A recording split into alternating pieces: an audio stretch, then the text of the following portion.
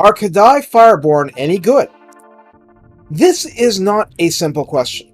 In fact, it's thorny enough that I put this on the back burner because playing Zatan so much meant that it was really hard to get them early, so my experience didn't feel sufficient. What I found really surprised me. Please like, subscribe, and consider donating through my Ko-fi page. I need your support. Kadai Fireborn are famous with this DLC for being quote-unquote glassy. Fragile. When they're over 50% HP, they cannot break, but under 50% and they vanish like they're Chaos Furies or something. At least, that's the general take. People consider them no better than okay, and of limited value. So why are they kicking these swordsmen's butts this hard? What we see is the interaction of several related things. The mass of the individual models, the highly disruptive charging animations, high armor-piercing damage that ignores the modest swordsman armor, and a bonus versus infantry of 20. Before dwelling on that, I switched to having them fight greatswords, which absolutely hit hard enough to make the Fireborn feel it, and the Fireborn still utterly crushed them. My only change was to add a single Infernal Castellan so that they couldn't be morale shocked as easily. Even the most elite anti-cavalry infantry usually won't be seen with a bonus versus large higher than 25. A plus 20 to hitting and damaging infantry is enormous. Combined with the charge bonus, and the mass, and the splash attacks, these are general infantry annihilators. If they can do this to greatswords, they can probably do it to Black Orcs too. Let's also go over Blazing Body. This is the same deal as the Great Taurus and the Bale Taurus, but those are high-mass, single-entity units. Yes, in prolonged melee, they're going to get hit, but if they're moving around a lot, they get hit less often. They just toss around and knock down infantry that much. Fireborn have 16 models, and they might be big, but if they get stuck, they're going to take hits. It's just mathematical odds. This brings into play up to 10% additional physical resistance and up to 25 points of melee damage reflection.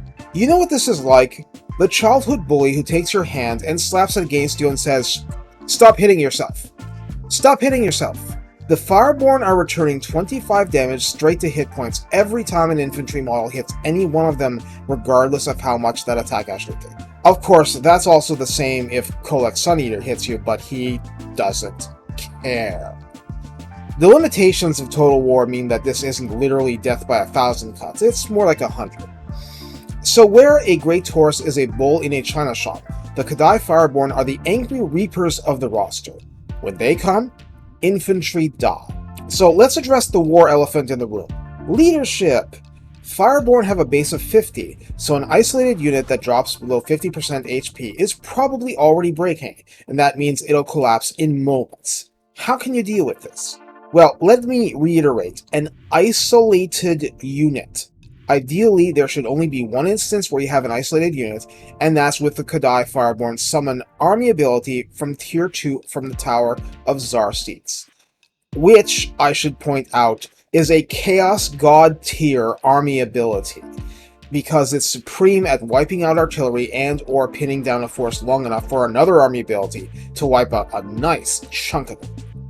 Here, in my footage, with a lord and a hero fighting in the general vicinity, they're feeling fine. Of course, their HP wasn't that low either, but even if it was, they'd probably be fine for a while. What if you want to use a regular unit of Fireborn, like the summons? Well, that's a little harder. I mean, certain lords raise leadership even more than usual, but if you really need to use one alone, or 3 as a strike group, yeah, what do you do? One way is to unlock so much stuff in the Hellforge that you can simply make them permanently unbreakable. In the long run, that's your best solution. A second method uses the Standard of Zar banner, available through Tower Seat rewards or a particular dilemma that may or may not happen, so this method is by chance. Though if you do get the dilemma, profane the Standard. It will let your affected unit emit a 35-meter radius of unbreakable. That's right. The unit and any within 35 meters of it are unbreakable. Did I mention a task force of 2 or 3 Fireborn? I want to make clear that either of these solutions makes the Fireborn good. Babysitting with lords or heroes makes them at minimum decent, but you may not want to do that, or you may not be able to. And of course the AI likes to focus units like this, and so do human beings in multiplayer, but I cover campaign, so there. Making Fireborn better begins with, for example, sicking a barrier demon on them for a very simple reason. If HP under 50 is near certain doom, delaying the moment HP goes below 50% as much as possible is in your interests. Another early upgrade adds a flat 30 to your charge bonus, so it would apply to these frontal charges I've shown in this footage. A third gives you devastating flanker and doubles the charge bonus if it's from the flank/rear. Combined, the charge bonus for Fireborn would be what? 140? 140 charge bonus, but only if you use it as the hammer in a hammer and anvil tactic. At that point, isn't it worth trying to make them that hammer? This is a roster filled with defensive units, hold the line units, create a line and pin with warm body units, blob and disrupt single entity units. This is a hammer. Make everything look like a nail.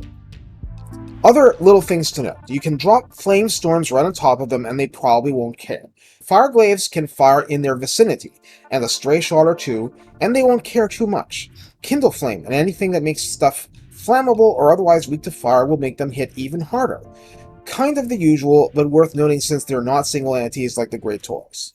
Also, just because they're not anti-large doesn't mean they can't smack cavalry. Just like how I said the regular Bull Centaur renders are not bad against cavalry, purely because they're anti-armor. The same goes for the Fireborn. It isn't their specialty, but they can still do it. Finally, keep in the back of your mind that a Demon Smith's Reforge ability works on them and that can absolutely drag their HP back above the 50% mark.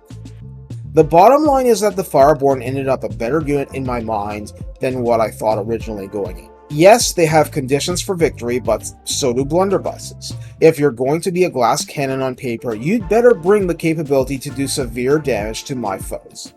The Fireborn surprised me. Maybe with a little care and work, they'll surprise you too. Take care.